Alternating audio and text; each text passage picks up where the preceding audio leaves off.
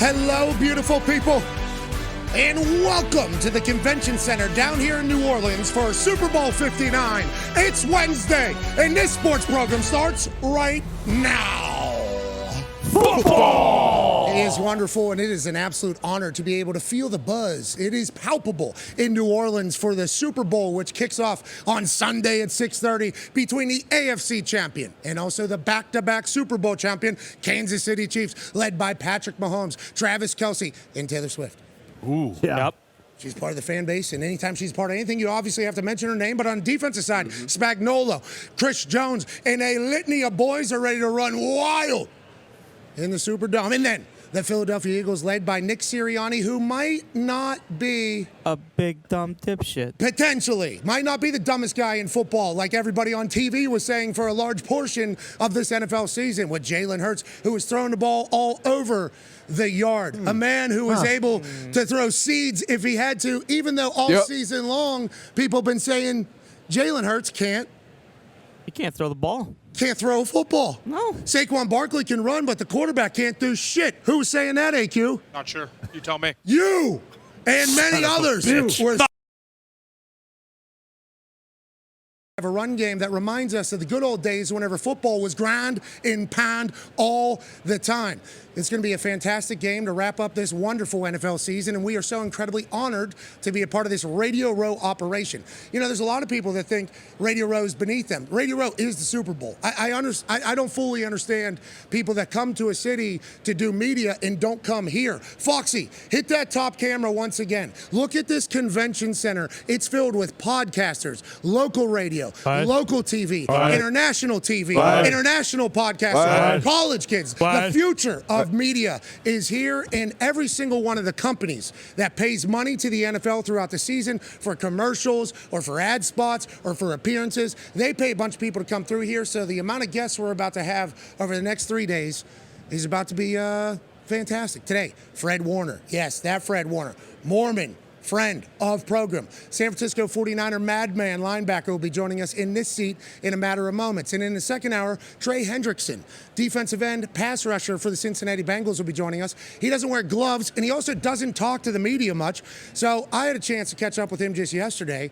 He's a babyface assassin, too. Oh, yeah. This dude looks like he's 13 years old, has 35 and a half sacks over the last 2 years, was the NFL sack leader in this particular season. Now, there's a contract coming up here for Trey Hendrickson. There's a lot of that in Cincinnati. Can't wait to talk to him about the year that was in Cincy and also what his future looks like. And also, how's he not getting any wrinkles in a high-stress position of being a pass rusher? It's about to be a glorious time. I'm obviously not alone. The Toxic Table is here. At Boston Connor and at Ty Schmidt. Ty Schmidt, another Radio Row. How's it feel? It feels good to be back down here. Yeah, it's unbelievable. I mean, you mentioned it. You know, the buzz, the energy, it's palpable. We get pretty comfortable, you know, being in the Thunderdome, kind of doing our own thing, you know, just day after day. Hey, let's grind these shows out. So getting down here and being in front of all these people, it's incredible. And, you know, New Orleans, what a host city. What a host city. What an unbelievable host city. What a beautiful place. Gorgeous. Absolutely. You know, we so have much history here. So much history. You know, I love the Cajun flavor. So being down here, we talked about it yesterday. Our first Radio Row in Miami, inside of a shoebox. Look at this set. You know, we've come a long way. It's Shout awesome. out to Foss, ESPN, Mystic Scene Set, and all the people behind the scenes that set this up for us. It looks way too nice. Incredible. Way too cool for something for us to be a part of, but we're very appreciative. Also, shout out to hell yeah. Sweet unis. the Louisiana State Troopers. Boys in blue. They were in some clean-ass blues as we walked in here. They said there's going to be something left on your set that you can't just buy. We just want to say thanks for spending time with us. I guess they listen to us while they're in the cars. I think I'm learning about that a lot with State Troopers. And also, we got this license plate. Play for. Shout out to the Troopers out there. Shout out. Shout out to the Troopers. Shout out. Shout out Troopers. First responders, you know, the whole thing. We are very grateful. And thank you for welcoming us into the city. We are very thankful to be here. Boston Connor, you got a nice welcome last night down at the casino, pal, huh? Yeah, formerly Harrah's, now Caesars. It was fantastic. You know, me and Ty, D-Butch, a couple others, Foxy, we went over there, you know, just... Foxy made it out? Foxy made it out. Now, I don't know how he's a lion, son of a bitch. His eyes were barely open, but he was there in spirit either way. And, you know, we had one very zany dealer who was kind of screwing around. around a little bit too much. But one of the other dealers gave us a couple spots to go to. He said, "Look, this is Southern Detroit, brother. This is exactly the type of city you want to be in." And I said, "Hey, that's perfect." What do you mean this is Southern Detroit? People are just saying this is warm Detroit. I know you said there's a lot of history in this city. I would say sure. I guess maybe there is because all the buildings are old and shitty. But again, I'm a huge fan. You have no respect. You have no respect for anything. You're taking it wrong. We were just in Detroit in April for the draft. I love that place. Great time. It's awesome. Everyone was super nice up there. That's not true, but everyone was super nice up there. Asheville, by far, best draft ever. I think they said there were like 2 million people there, but Detroit certainly held up their end of the bargain. Yeah, and this is just warm Detroit. And I'm pumped to be here, and I'm excited for the week that's going to be. I don't know who you're taking a shot at there. I'm nobody. Everybody. I think you guys are just making it seem like I'm taking a shot. No winners in that scenario. But I'm not. Yeah, Jeez. yeah. No one's losing here. This is a fantastic place to be. It's warm outside. I mean, you really can't ask for more, and the casino's handing out money. Oh, yeah, I heard you won last night. Congrats. If this was all to get to that, congrats. No, We heard you won last Look, night. I was just telling you what I was seeing. We got the lay of the land. We kind of know where we are now in the city. And again, I love Detroit. Yeah. New Orleans is just warm Detroit with a few more outdoor places to go. I love it. Okay, all right. That certainly sounds like the case. And shout out to you guys for making that happen, going over there. I took a 9-hour coma as soon as we got here. Smart. It was a great way to start this Super Bowl week. Without a doubt. 9-year NFL vet, looking as cool down here as he does at the Thunderdome. One of the biggest brains in football. Hosted everything DB, good D, bad D all year. Ladies and gentlemen, Derek Steve. Always D-Butch, you look super cool, man. Appreciate you. What's something we need to think about going into this game that maybe hasn't been chatted about, you think? I saw a cool stat. And, Spags gets talked about a lot, rightfully so, defensive mastermind. But Vic Fangio chasing his first championship as a defensive coordinator. His defense, 5-0 on turf, which the Super Bowl will be played on a Sunday. What's that 5-0. mean? What's that mean? I mean, defense win championships. We No, know but that. turf, faster? Faster turf. But, I mean, some of these stats, they all mean something. So I saw this one, and they're only giving up 11 points a game. So we know Chiefs haven't been as explosive on offense. So that's something I'm keeping an eye on. Those exciting whites back there. Got dogs up front, dogs up and down that defense. Defense wins championships. So I'm excited about my Eagles and how they'll perform on Are you Sunday. doing a postseason everything DB team? And is there maybe any Caucasians that might make it? We'll see. Some good ones. And Bond, There's some good ones out there. Bond's halfway there. He might be Defensive Player of the Year. We'll have Fred. I'll probably ask him about Zach Bond, his running mate on that second level with the linebacker position. But, yeah, it may be some maybe a couple athletic white guys that crack that team. Both these defenses are obviously incredibly well coached, yeah. and they execute well. We actually have a graphic about the amount of experience at the defensive coordinator position, and it is bananas. Whenever you have the top left corner there, it's Dick LeBeau. Obviously, he's been around a long, long time. Feels like if you're a good defensive coordinator, you're going to have a job forever if you want it. 38 years of NFL experience for Paisano Fangio, and 27 years of experience for Paisano Spagnuolo. Look at the 34 years of combined defensive coordinator experience on this. The coaching staffs for both of these teams, elite. Even though everybody thinks Sirianni's Just some big dumb dipshit. yeah, he's not. Everybody out there's got big brains, and the 5-0 on turf. The Eagles' defense is suited for that because of how fast they are, or is this just? It's one of those stats. You can take it for grain of salt. It's the Chiefs, it's the Eagles, two very good teams. It's gonna come down to the fourth quarter. I think it'll be a close ball game. We know Spags, when all the marbles on the table, he's probably gonna bring some pressure. His and marbles, Fangio is kind of keep everything in front, rally and tackle, and get after the passes. So we'll see. Okay, and ladies and gentlemen, college football national champion, Super Bowl champion, Ryder Cup winner, wearing a thick hoodie down here. Wow. Thick. Which is a good move. Sweat it out. That's right. I'll sweat it out. That's right. I get a workout in anywhere you need. It's just walking around town, ladies and gentlemen. AJ Hall. AJ. Hawker, you said something earlier that you said nobody's talking about it, but it's real, especially in this particular case. Well, I feel like people are talking about it, at least to me, when they ask me who's going to win the game. Random people will say, "Oh, are you one of those people that's against the Chiefs? Are you want the Chiefs to lose with the whole Taylor Swift situation?" I think if the Chiefs do win this and they get this three-peat, the people that have been hating on the Chiefs, they can thank themselves because I think that's the motivation that they give. I feel like when you've won 2 in a row, like it's very easy to get comfortable and get complacent, I think, in that whole situation, and you need something to rally around as a team. So the Chiefs easily can feel like, hey, it's us against the world right now. Everybody wants to beat us. They're watching the Super Bowl to see us lose. Like back in the day, Floyd Mayweather. Either you love Floyd Mayweather or you were watching to see him get beat. I feel like that's where the Chiefs are right now. Yeah, and Floyd Mayweather utilized that in promotion and in motivation and everything in the gym. Also, the refs getting added into it. I feel like you heard Travis talk about how, like, hey, media people, okay, You don't want to talk about how good we are. Okay. You don't want to talk about how much work we've had to put in to be able to be in the place that we're in. You don't want to talk about how talented this particular roster is or how lack of talent this roster has maybe compared to other people and how good of a football team we are. I think they're using all of that shit. All these people, we hear about them at the top. They're finding reasons, finding reasons. It's the people that are walking around, they hate the Chiefs on the internet because everybody sees everything.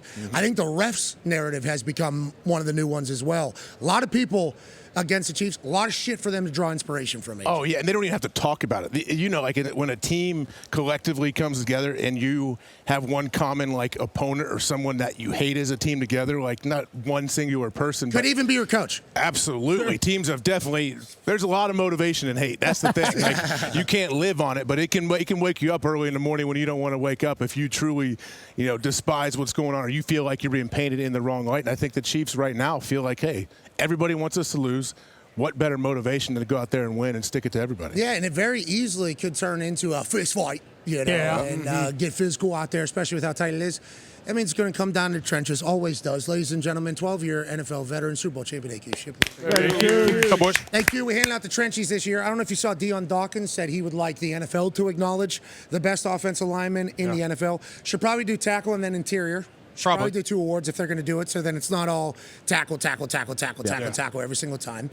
Even though that particular position currently is talking about an interior offensive lineman, Joe Thuney there's stats coming out now about Joe Thuney, about what he did in New England, now what he's doing with the Chiefs. He goes from a Hall of Fame career inside out to the tackle. Has he done anything that makes you think to yourself, maybe this Kansas City Chiefs offensive line is ready for this Philadelphia Eagles defensive line, or do you think the advantage in the offensive line is still heavily skewed into the Philadelphia Eagles' favor? Yeah, I think it's still heavily skewed. The Philadelphia Eagles have the best offensive line in football. There's no question about that. Is there like a historic conversation with them or no? Well, listen, I mean, I think you've mentioned it so many times about the amount of yards that Saquon has before getting touched. That speaks specifically to the offensive line. So they're phenomenal, but when you talk about Joe Thuney and what he's been able to do, it's phenomenal. And for him to move out to tackle at being a 6'2 guard with shorter arms, but listen, a lot of the credit has to go to Andy. A lot of the credit. When you watch them, they are not putting him in drop back pass very many times. Chip. They're running more RPOs than they've run all year in the playoffs, and that is literally he can come off and run block, and then it's either a run or it's a pass. And you saw the big play to Juju Smith last week, and you know there's so many times that they're doing nakeds and rollouts, and then they're peeling the guard back and peeling the center back, so they're not putting them in bad situations. That's because Andy's such a smart coach. Which is what you're supposed to do with your players. Let's go to the other side. Coach Sirianni, he's the one that I allegedly, if you listen to Stoutland, say, you know what, we need to put Turney. We need to put Mekhi Becton, who has all the talent in the world, at 6'7". Let's try him out at guard and see if it works out. It has. They've become the best offensive line in football. He's become a person that team revolves around and is like, I don't want to say banking on to have success, but yes, as opposed to a guy that got kicked out of town for not living up to the expectations of being a tackle. What a change in life for Mekhi Becton. And allegedly that was Sirianni's kind of idea, and then Stoutland's a perfect guy. Yeah, I heard Stoutland say that yesterday, and I was like, wow, what a move by Sirianni, because he's right. I mean, I heard Stoutland also say, when you look at the history, 6'7" guards don't usually work out. Like, you need to be low man wins in the interior. You got to get underneath them. And when you have him, he's a brawler. And the one question mark coming into this season was that right guard position, and he solidified it. So he'll be there forever, and now will more 6'7" guys be guards? I think it's an anomaly, honestly. I mean, like, listen, at the end of the day, they're meant to be out of tackle. It's hard to bend, especially if you're playing against an Aaron Donald, a Grady Jarrett, some of these 6'1" guys that can get up underneath you. It doesn't matter how big you are if you're tall and you don't play low, but he is so physical. So many of these big runs, he's climbing on a linebacker and just ejecting guys. Yeah, and you talked about Saquon yards before contact, which is certainly a compliment to the offensive line. We got some new stats from Hembo on Saquon. His average touchdown length this year, 32 yards. What? Jeez. Good Lord. That's absurd. 32. He's the only guy in NFL history. I don't know if we were able to get it up in time or not. Yeah, here it is. Only guy in history who has 20-plus touchdowns, and the average length of the touchdown was more than 30 yards. Now, this includes playoffs. 32 and a half yards. And then the immediate thought is, well, you know who steals it all? Yes. Bingo. Jalen Hurts takes the 2-yarders down there at the goal line, so that then that isn't kind of offsetting the average. 32 and a half yard average, D-Butch. I mean, that's insane. It's insane. And part of it, I mean, obviously, is the offensive line. That's explosive. Who's in Only second? explosive His plays. vision Who's in is second? crazy, yeah. Who has the second? Like, is the second place like 12 yards? Like, that's what I'm 29, wondering. 1984, Mark Clayton. 1984, they were playing good ball. Yeah, they Oh, were. yeah. And They're he was a playing, dog. they're playing good ball back Clayton. in 1984. Then Dan Marino. 1989, Jerry Rice, and then Gale Sayers. 27 yards. So, I mean, there has been home run hitters, I guess, for 20-plus touchdowns throughout a season. But if you're scoring on a 32.5-yard clip every single time, that is must-watch football. I mean, that is must-watch football, and that's old-school football because it's offensive line dependent upon. Yep. Now, Saquon's different, too. Let's not. Yep. Yeah, his vision, once he gets to the second and third level, like angles, safeties, they're 15, 18 yards back, and he just outruns angles, breaks tackles. His home run speed is unbelievable. Just the total package that he has paired with this offensive line, unstoppable. Well, his DBs don't want to make tackles. Yeah, no, they don't. No, they don't. No, not Saquon. No, they don't. It speaks to Jalen, too, though. You know, kind of have Yep. to watch him. Like some of those middle backers who just fly over the yeah. top. For Saquon, it's like, well, you kind of have to sit in the pocket a little and wait to see if Jalen's pulling that thing and taking it because he's had a few 40-yard touchdowns. He started the playoffs this year with a 45-yard touchdown to kick off the entire thing. Yeah, Jalen's special, isn't he? He's playing a lot better. Oh, jeez. I will say this. Listen, he does. Snip, snap, snip, snap, snip, snap. I think the most impressive thing that he's done since week 5 is not turn the ball over. He's been fantastic at that. He's leading the team. He's obviously running, doing what he's done, and he's throwing the shit out of the ball. I can't say anything else. Hey, let's talk about a awesome story that is in the middle of a terrible event. And this kind of popped across the news. Our Twitter feed, our algorithm showed us this, and we just wanted to show love. 10-year-old Trey Howard, okay, was near when the plane went down in Philadelphia. Obviously, terrible tragedy. T's and P's to everybody involved in that situation. In the middle of that, though, this dude right here laid and saved and protected his daughter. As debris was falling after the plane crash, Dad explained that it sounded like there was like war happening with like metal things hitting cars and Trey here ended up with a piece of metal in his head, okay, when this whole thing happens. Goes to the hospital, everything happens, and then he comes out of it on Monday, I believe. Yeah, so they rushed him to the hospital. He had to have emergency brain surgery. He comes out of it on Monday. He comes out of it and he asks his dad what day it was. And his dad said it was Monday, and he was like, did I miss the Super Bowl? Did we play yesterday? And he said, no, you're fine. We play next Monday. And then his second question was, did he save his sister? Which he did. The dad said it was like the shrapnel was like gunfire hitting his car, and he took care of his other children. The 10-year-old jumped on his sister. Like Tyrese Maxey, his favorite 76er, came and visited him in the hospital. It turned out being a great story for them. That's like, and you never know like what's going to happen. But as a 10-year-old to go to protect your sister, just awesome. Dog. Trey, we appreciate you, buddy. Hero. We assume he's going to be going to the Super Bowl. Yeah. If he could travel, yeah. We assume definitely. if he could travel, he'll be going to the Super Bowl. But I think his relationship with the Philadelphia Eagles is probably only beginning. Yes. Because there's not, I mean, just like to your point, you always hope that in the moment of these situations you would act that way. And I think there's even a show on ABC, guy's been hosting it forever, like What Would You Do? Where candid camera, where they set up these situations and people can find out if in the moment of somebody getting robbed or somebody in front of you and it's all filmed, does the person act how, you would hope that person would act. You have no idea until a terrible situation pops up how you're going to do it. As a 10-year-old, just to be like, I got it. Like, hey, you're going to go on to do amazing things, brother. And we cannot wait to watch and know that what you're going through with the brain surgery and everything else is only going to set you up to do it. And Trey, you're the best, bud. We're lucky to be in the same world as you at the same time as you. And that's badass stuff. Yeah, that's awesome. That dad's got to be incredibly proud. Yes. Like, hey, this is my boy here. Legend. Like that is, you almost get emotional whenever you like think about the amount of pride that dad had to have. And his dad said he was super, like, his dad said, that's not his job. That's my job. But he did it in that moment. So, yeah, he was very. Hey, that's dope. Yeah. Awesome. I like that happened. Especially, Philly. Yeah. Mm-hmm. Grit. That's right. Are they going to win a Super Bowl? Huh? I mean, they might.